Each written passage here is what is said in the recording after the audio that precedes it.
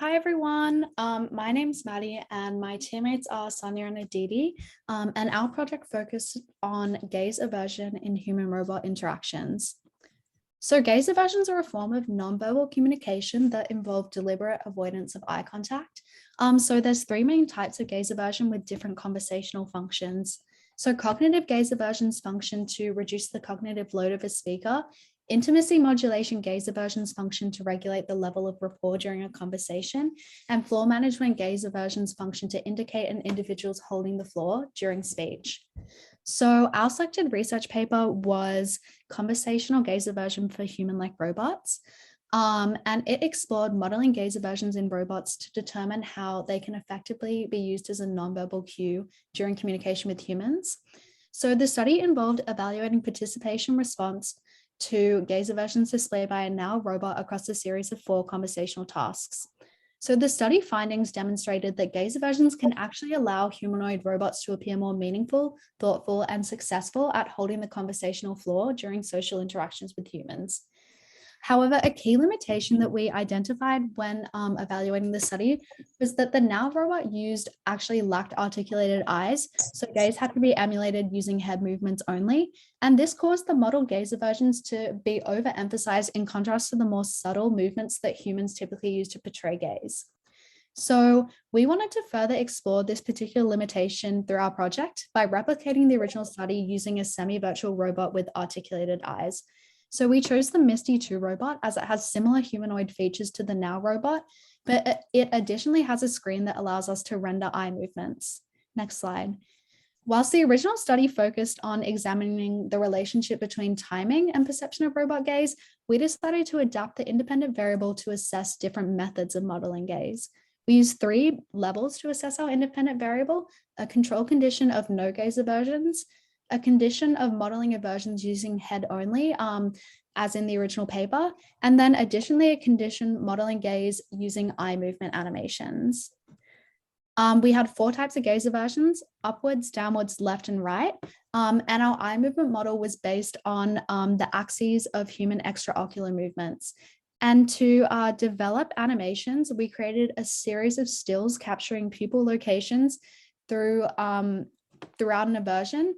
And then in our code, we displayed each still periodically to create a moving animation of eye gaze aversions.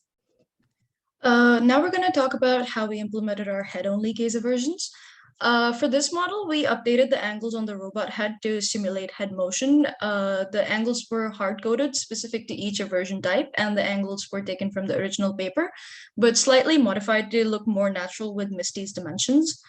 Our aversions were modeled after the data used in the study, and the directions were decided based on conversational function and sampled probabilistically.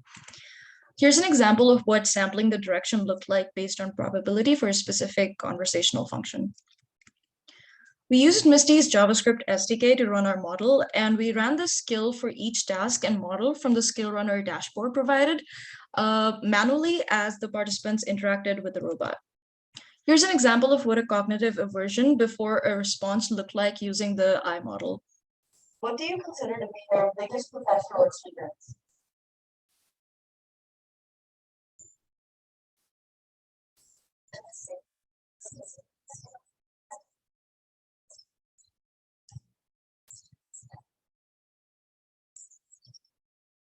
Talking about our design study a little bit, we ran a between subject study to test our 3 models on 4 different tasks, assessing different types of gaze aversions, and participants were randomly assigned to a model. For the first task, we told the participants that the robot was a library help desk aide, and they asked the robot 5 library-related questions.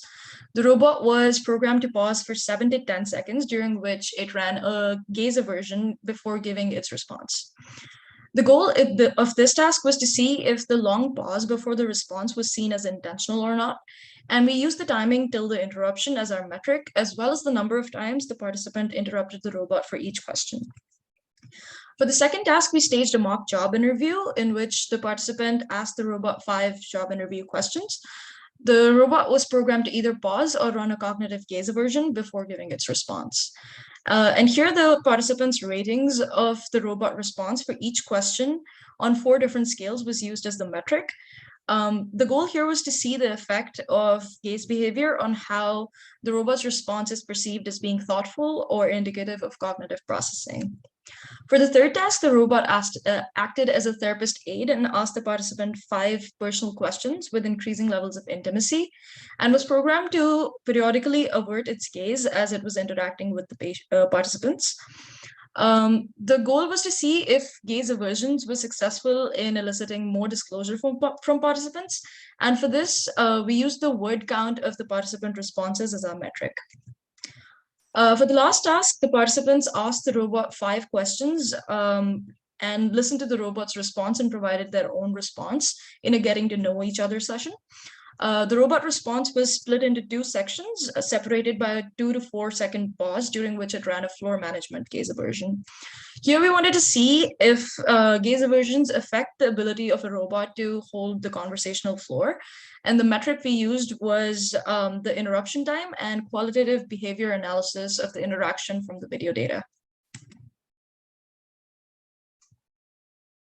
I'm going to talk a little bit about our results now and our data. So for task 1, we were gauging our results based off of interruptions. So we noticed that in the head-only model, people would often assume that Misty's head movement was a nod yes, but they would pick up on her behavior afterwards. In the baseline model, participants would consistently interrupt Misty and repeat the questions further into the line of questioning than in both of the other models. And in the eye-only model, they would rarely repeat interruptions after the first time.